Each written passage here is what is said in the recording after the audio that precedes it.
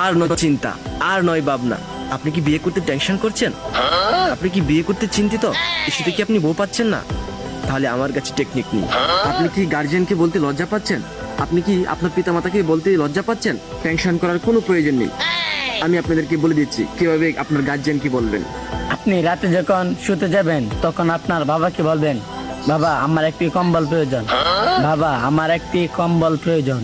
তখন যদি না বোঝে তখন আপনি ঘরের মধ্যে হরতাল ডাকবেন, শীতের দিনের কম্বল, বউ আমার সম্বল। আপনার গার্জিয়ান যদি তাও যদি না বুঝে, আপনি মিজানুর রহমান আজের হুজুরের ওয়াজ ধরিয়ে দিবেন, ইনশাআল্লাহ বুঝে যাবে। এনরা যারা আছেন ওদের দুঃখ কষ্ট একটু বুঝছেন আপনারা, মিলাই দিয়েন ওদেরকে, বিয়ের পিড়িতে বসায় দিয়েন।